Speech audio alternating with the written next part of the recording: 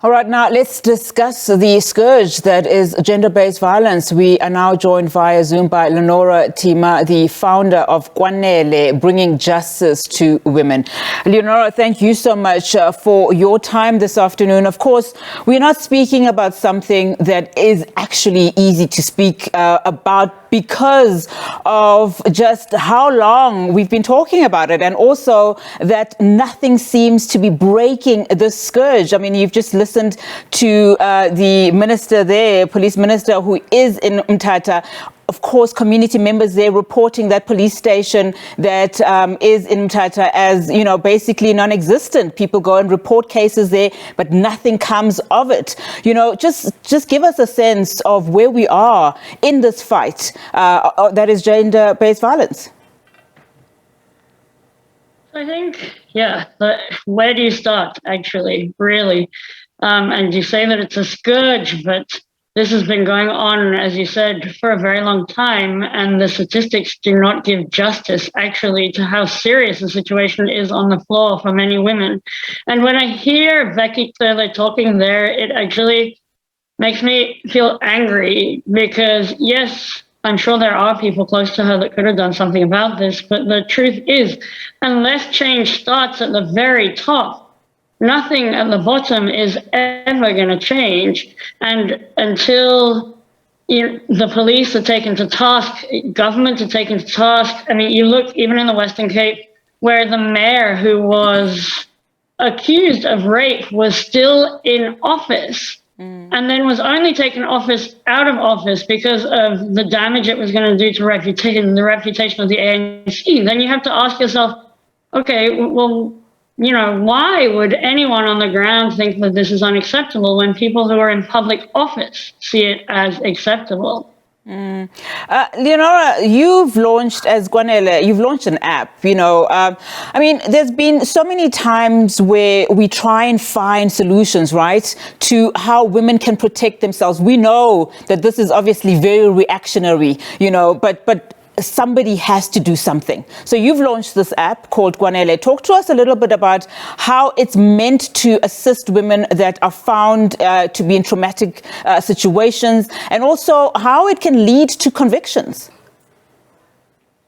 Yeah, so that's it. So we are about to start piloting the Kwanele app in Cape Town, and it is focused primarily on how to increase reporting and conviction rates for gender-based crime. Because the problem is, when you look at reporting rates, like they think that 3% of cases of gender-based violence is reported.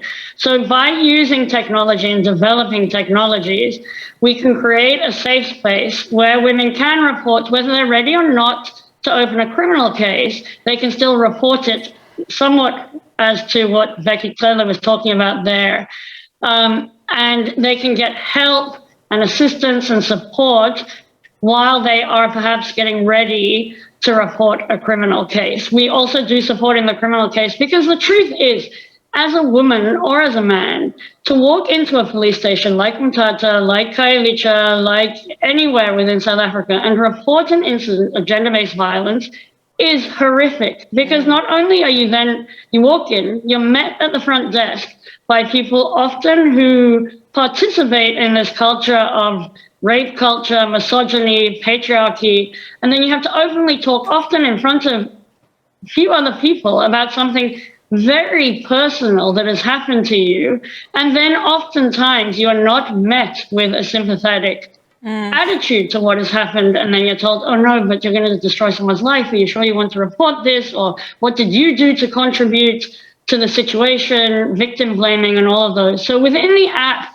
you can take away and provide a platform to women, to children, to men, where they can report in a more private kind of setting, and then you can support them and build them to a place where they can. A lot of people currently come to us because they are struggling to actually report to the police, or they've been to the police station and been told to go away, or whatever it is. So we also help facilitate reporting to IFID, or just to hold accountability within the services that are actually supposed to protect survivors of gender-based violence, but often don't. And it is, unfortunate that it has come to this, that we have to use tools like an app to ask for help when we know that law enforcement should be there, but also communities play a very important role. I'm interested in your key functionalities of this app. Talk to us about some of them, one of them being panic button and also a friend notification feature.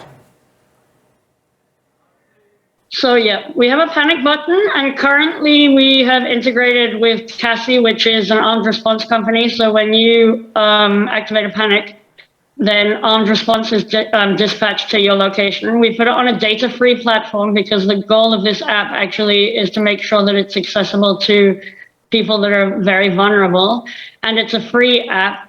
And then as soon as you activate the panic, it live and audio streams for 2 minutes, and that is stored on a cloud so that it is safe and it's geolocated and timestamped so that it's admissible in court. And then it also notifies a contact of your choice of your location and the fact that you've activated a panic button. We hope long-term to integrate with SABC. It's just that it's slightly more complicated because SABC technology at the moment currently is not the same as what armed response is. But in our pilot that we're doing now, we are also piloting it with SABC to see how both integrations would work. Now, just going back to the Mthatha story where, currently Bheki Cele is with some, police commissioners as well, from a provincial and national level. Talking about Namhla Mtwa's case, I don't know how much of that case you know specifically, but I mean, we watched in horror video after video, of course, a desperate sister trying to, locate the perpetrator believed to be her boyfriend of many years. We watched in horror in terms of what was happening to this young poor girl, and the fact that the system also failed her, because this is a very same police station that was trending not too long ago where a man assaulted women in that very police station where a police officer was there, and they couldn't subdue this man, they couldn't arrest him. Talk to us about women like Namhla, somebody at this point in time who is in that situation. Where do they go? How do they seek help?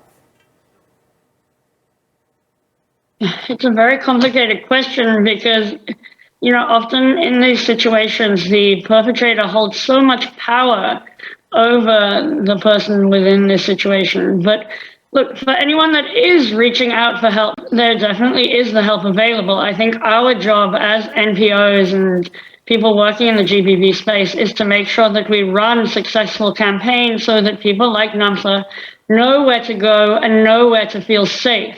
And I think that is the key. How do we make sure that these kind of projects reach women on the ground so that they can access the help? And that's why we decided to go the way of technology. Even though cell phone saturation, in some communities is not high, it is going that way, and it does provide that platform for women like Namhla.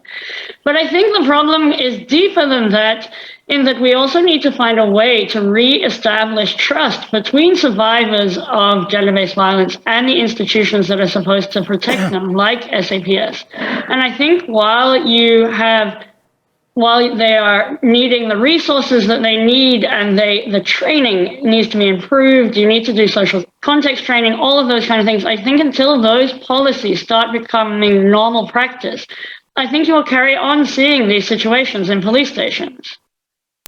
Fantastic. Leonora, unfortunately, we've run out of time. That's where we have to leave it for now. Of course, this conversation does certainly continue, and we'll be tracking to see how well this app is utilized, and also, of course, how it leads to convictions. I think that is probably one of the most important things at the moment. Leonora Tima, the founder of Kwanele, bringing justice to